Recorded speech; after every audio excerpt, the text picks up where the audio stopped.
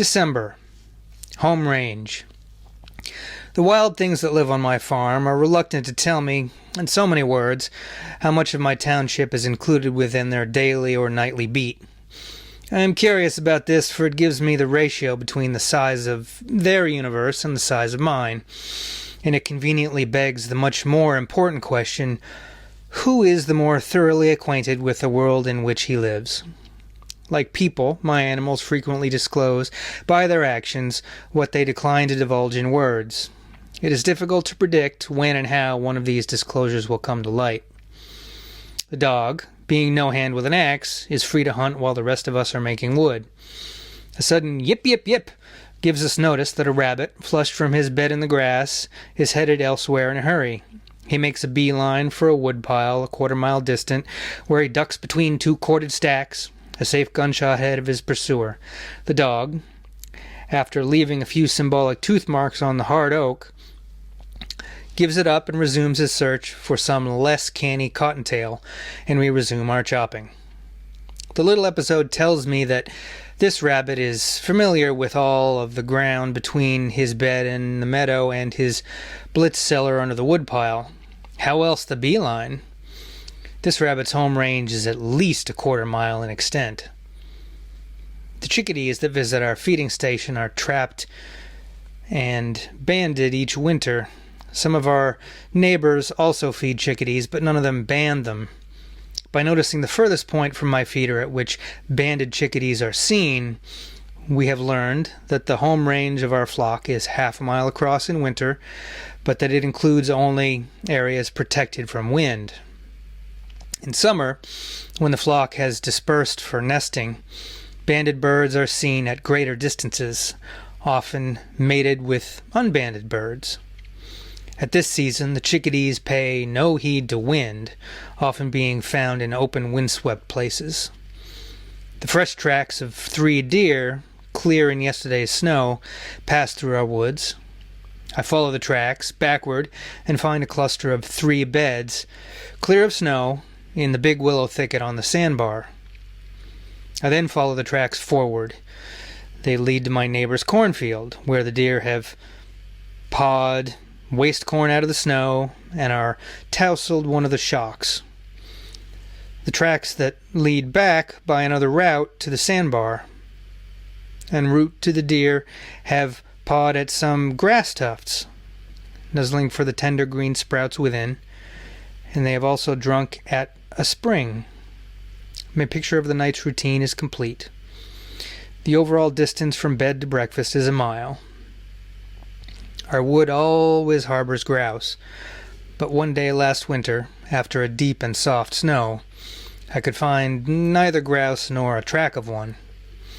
I had about concluded that my birds had moved out when my dog came to a point in the leafy top of an oak blown down last summer. 3 grouse flushed out, one by one. There were no tracks under or near the down top. Obviously these birds had flown in, but from where? Grouse must eat, especially in zero weather, so I examined the droppings for a clue. Among much unrecognizable debris I found bud scales, and also the tough yellow skins of frozen nightshade berries.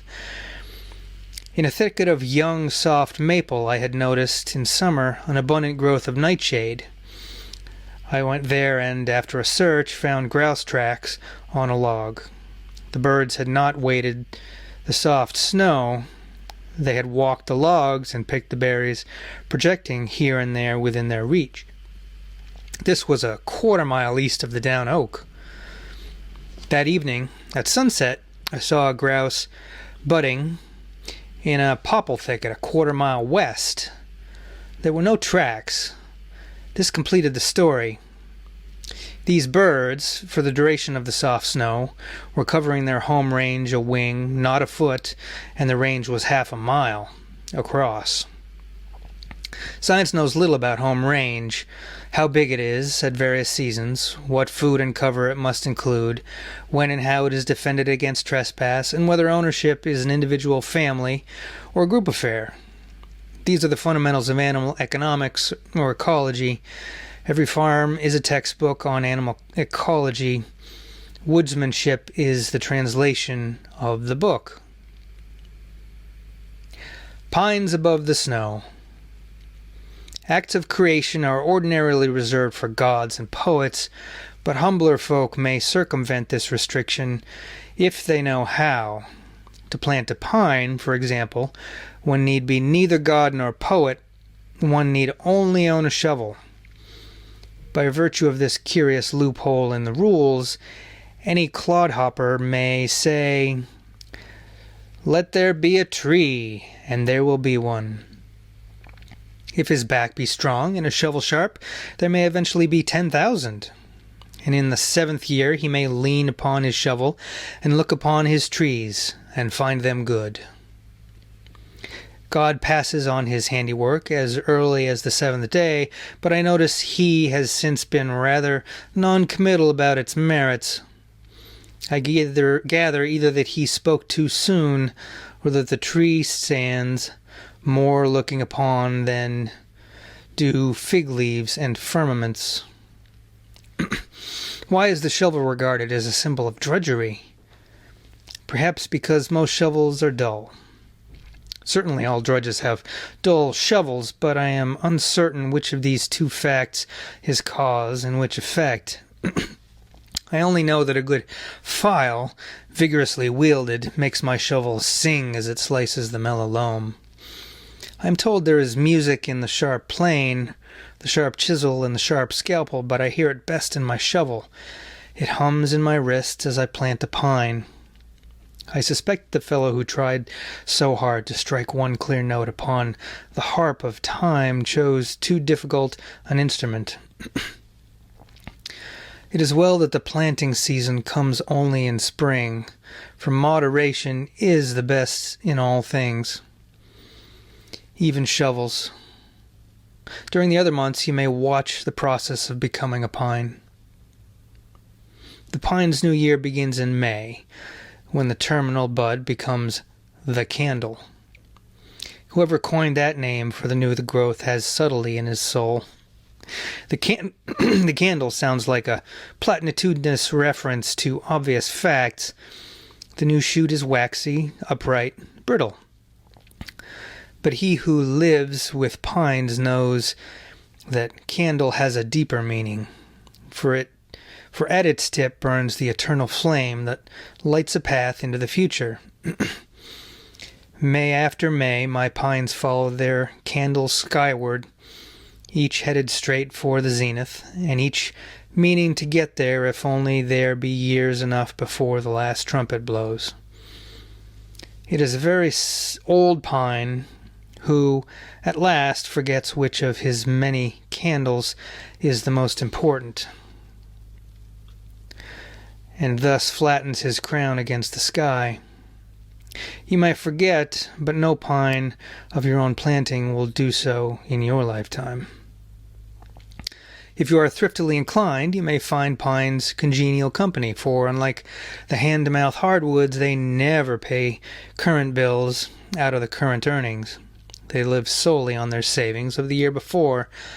In fact, every pine carries an open bank book, in which this cash balance is recorded by 30 June of each year.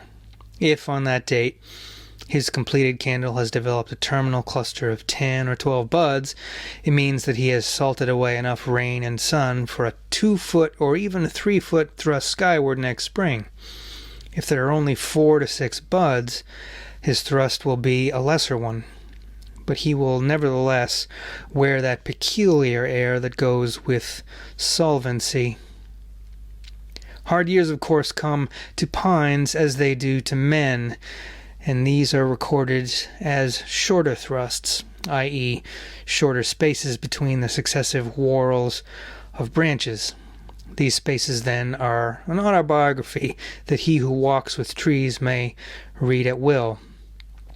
In order to date a hard year correctly, you must always subtract 1 from the year of lesser growth. Thus, the 1937 growth was short in all pines. This records the universal drought of 1936. On the other hand, The 1941 growth was long in alpines. Perhaps they saw the shadow of things to come and made a special effort to show the world that pines still know where they are going, even though men do not. When one pine shows a short year, but his neighbors do not, you may safely interpolate that some purely local or individual adversity, a fire scar, a gnawing meadow mouse, a windburn, or some local bottleneck in that dark laboratory we call the soil. There is much small talk and neighborhood gossip among pines. By paying heed to this chatter, I learn what has transpired during the week when I am absent in town. Thus, in March, when the deer frequently browse white pines, the height of the browsings tells me how hungry they are. A deer full of corn is too lazy to nip branches more than 4 feet above the ground. A really hungry deer rises on hind legs and nips at high as 8 feet. Thus, I learn the gastronomic status of the deer without seeing them, and I learn, without visiting his field, whether my neighbor has hauled in his corn shocks. In May, when the new candle is tender and brittle as an asparagus shoot, a bird alighted on it will often break it off. Every spring I find a few such decapitated trees, even with its whittled candle lying in the grass. It is easy to infer what has happened, but in a decade of watching I have never once seen a bird break a candle. It is an object lesson. One need not doubt the unseen. In June of each year, a few white pines suddenly show wilted candles, which shortly thereafter turn brown and die. A pine weevil has bored into the terminal bud cluster and deposited eggs. The grubs, which, when hatched, bore down along the pith and kill the shoot. Such a leaderless pine is doomed to frustration, for the surviving branches disagree among themselves who is the head the skyward march. They all do, and as a consequence, the tree remains a bush. It is a curious circumstance that only pines in full sunlight are bitten by weevils. Shaded pines are ignored. Such are the hidden uses of adversity. In October, my pines tell me, by their rubbed-off bark, when the bucks are beginning to feel their oats. A jack pine about 8 feet high and standing alone seems especially to incite in the buck the idea that the world needs prodding. Such a tree must perforce turn the other cheek also, and emerges much the worse for wear. The only element of justice in such combats is that the more the tree is punished, the more pitch the buck carries away on his not-so-shiny antlers. The chit-chat of the woods is sometimes hard to translate. Once in midwinter I found in the droppings under a grouse roost some half-digested structures that I could not identify. They resembled miniature corn cobs about half an inch long. I examined samples of every local grouse food I could think of, but without finding any clue to the origin of the cobs, finally I cut open the terminal bud of a jack pine, and in its core I found the answer. The grouse had eaten the buds, digested the pitch, rubbed off the scales in his gizzard, and left the cob, which was, in effect, the forthcoming candle. One might say that this grouse had been speculating in jack pine futures. The 3 species of pine native to Wisconsin, white, red, and jack, differ radically in their opinions about marriageable age. The precocious jack pine sometimes blooms and bears cones a year or two after leaving the nursery, and a few of my 13-year-old jacks already boast of grandchildren. My 13-year-old reds first bloomed this year, but my whites have not yet bloomed. They adhere closely to the Anglo-Saxon doctrine of free, white, and 21. Were it not for the wide diversity and social outlook, my red squirrels would be much curtailed in their bill of fare.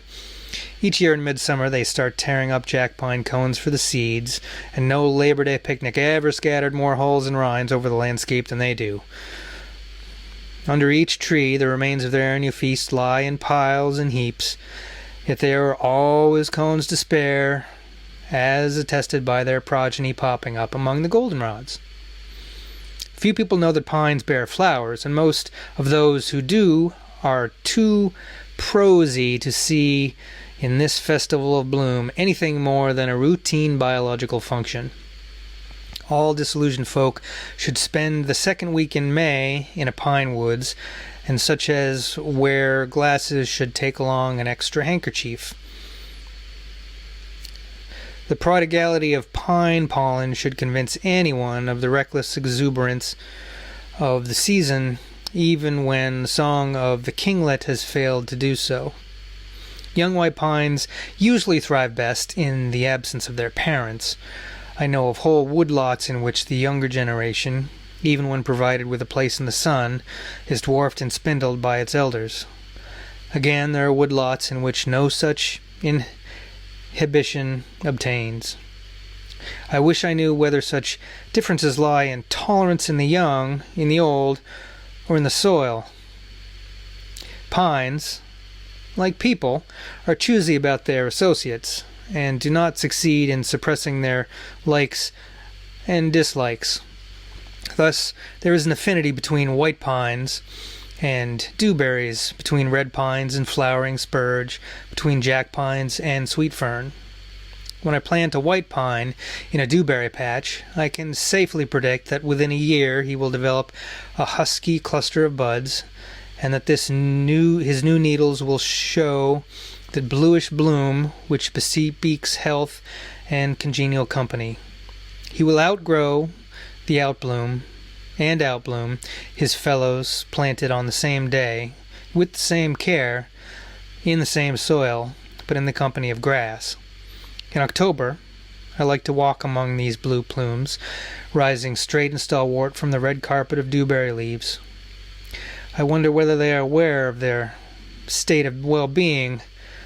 I know only that I am. Pines have earned the reputation of being evergreen by the same device that governments use to achieve the appearance of perpetuity, overlapping terms of office. By taking on new needles on the new growth of each year and discarding old needles at longer intervals, they have led the casual onlooker to believe that needles remain forever green. Each species of pine has its own constitution, which prescribes a term of office for needles appropriate to its way of life. Thus, the white pine retains its needles for a year and a half, the red and jack pines for 2 years and a half. Incoming needles take office in June, and outgoing needles write farewell addresses in October. All write the same thing in the same tawny yellow ink, which by November turns brown. Then the needles fall and are filed in the duff to enrich the wisdom of the stand. It is this accumulated wisdom that hushes the footsteps of whoever walks under pines. It is in midwinter that I sometimes glean from my pines something more important than woodlot politics and the news of the wind and weather. This is especially likely to happen on some gloomy evening when the snow has buried all irrelevant detail, and the hush of elemental sadness lies heavy upon every living thing. Nevertheless, my pines, each with his burden of snow, are standing ramrod straight, rank upon rank, and in the dusk beyond I sense the presence of hundreds more. At such times I feel a curious transfusion of courage. 65290. To band a bird is to hold a ticket in a great lottery. Most of us hold tickets in our own survival, but we buy them from the insurance company, which knows too much to sell us a really sporting chance. It is an exercise in objectivity to hold a ticket on the banded sparrow that falleth, or on the banded chickadee that may someday re-enter your trap, and thus prove that he is still alive.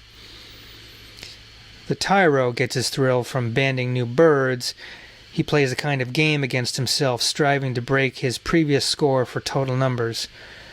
But to the old-timer, the banding of new birds becomes merely pleasant routine. The real thrill lies in the recapture of some bird banded long ago, some bird whose age, adventures, and previous condition of appetite are perhaps better known to you than to the bird himself.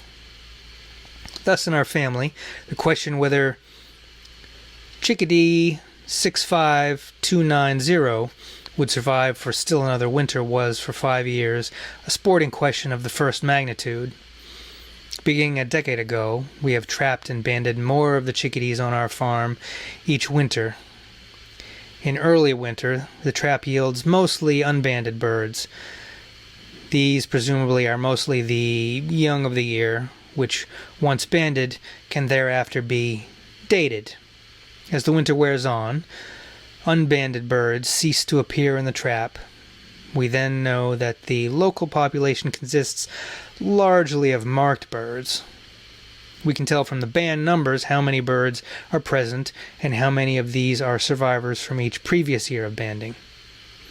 65290 was one of 7 chickadees constituting the class of 1937. When he first encountered our trap, he showed no visible evidence of genius. Like his classmates, his valor for suit was greater than his discretion. Like his classmates, he bit my finger while being taken out of the trap. When banded and released, he fluttered up to a limb, pecked his new aluminum anklet in mild annoyance, shook his mused feathers, cursed gently, and hurried away to catch up with the gang. It is doubtful whether he drew any philosophical deductions from his experience, such as all is not ants' eggs that glitters. For he was caught again 3 times that same winter. By the second winter, our recaptures showed that the class of 7 had shrunk to 3, and by the third winter to 2. By the 5th winter, 65290 was the sole survivor of his generation. Signs of genius were still lacking, but of his extraordinary capacity for living, there was now historical proof. During his 6th winter, 65290 failed to reappear, and the verdict of missing in action is now confirmed by his absence during our 4 subsequent trappings. At that, of 97 chicks banded during the decade, 65290 was the only one contriving to survive for 5 winters. 3 reached 4 years, 7 reached 3 years, 19 reached 2 years, and 67 disappeared after their first winter. Hence, if I were selling insurance to chicks, I would compute the premium with assurance. But this would raise the problem: in what currency would I pay the widows? I suppose in ants' eggs. I know so little about birds that I can only speculate on why 65290 survived his fellows. Was he more clever in dodging his enemies? What enemies? A chickadee is almost too small to have any. That whimsical fellow called evolution, having enlarged the dinosaur until he tripped over his own toes, tried shrinking the chickadee until he was just too big to be snapped up by flycatchers as an insect, and just too little to be pursued by hawks and owls as meat. Then he regarded his handiwork and laughed. Everyone laughs at so small a bundle of large enthusiasms. The sparrowhawk, the screech owl, the shrike, and especially the midget saw-wheat owl might find it worthwhile to kill a chickadee, but I've only once found evidence of actual murder. A screech owl pellet contained one of my bands. Perhaps these small bandits have a fellow feeling for midgets.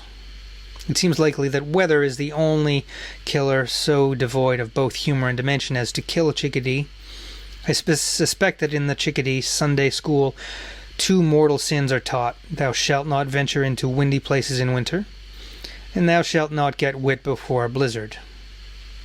I learned the second commandment one drizzly winter dusk while watching a band of chicks going to roost in my woods. The drizzle came out of the south, but I could tell it would turn northwest and bitter cold before morning. The chicks went to bed in a dead oak, the bark of which had peeled and warped into curls, cups, and hollows of various sizes, shapes, and exposures. The bird selecting the roost dry against a south drizzle, but vulnerable to a north one, would surely be frozen by morning. The bird selecting a roost dry from all sides would awaken safe. This, I think, is the kind of wisdom that spells survival for chickdom, and accounts for 65290 and his like. The chickadee's fear of windy places is easily deduced from his behavior. In winter he ventures away from woods only on calm days, and the distance varies inversely as the breeze. I know several windswept woodlots that are chickless all winter, but are freely used at all other seasons. They are windswept because cows have browsed out the undergrowth. To the steam-heated banker who mortgages the farmer who needs more cows, who need more pasture, wind is a minor nuisance, except perhaps at the Flatiron corner. To the chickadee, winter wind is the boundary of the habitable world. If the chickadee had an office, the maxim over his desk would say, "Keep calm." His behavior at the trap discloses the reason. Turn your trap so that he must enter with even a moderate wind at his tail, and all the king's horses cannot drag him to the bait. Turn it the other way, and your score may be good. Wind from behind blows cold and wet under the feathers, which are his probable roof and air conditioner. Nuthatches, juncos, tree sparrows, and woodpeckers likewise fear winds from behind, but their heating plants, and hence their wind tolerance, are larger in the order named. Books on nature seldom mention wind. They are written behind stoves. I suspect there is a third commandment in chickdom. Thou shalt investigate every loud noise. When we start chopping in our wood, the chicks at once appear and stay until the felled tree or riven log has exposed new insects, eggs, or pupae for their delection. The discharge of a gun will likewise summon chicks, but with less satisfactory dividends. What served as their dinner bell before the day of axes, mauls, and guns? Presumably the crash of falling trees. In December 1940, an ice storm felled an extraordinary number of dead snags and living limbs in our woods. Our chicks scoffed at the trap for a month before being replete with the dividends of the storm. 65290 has long since gone to his reward.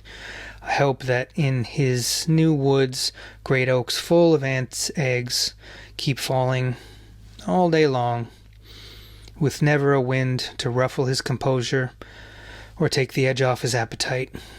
And I hope that he still wears my band.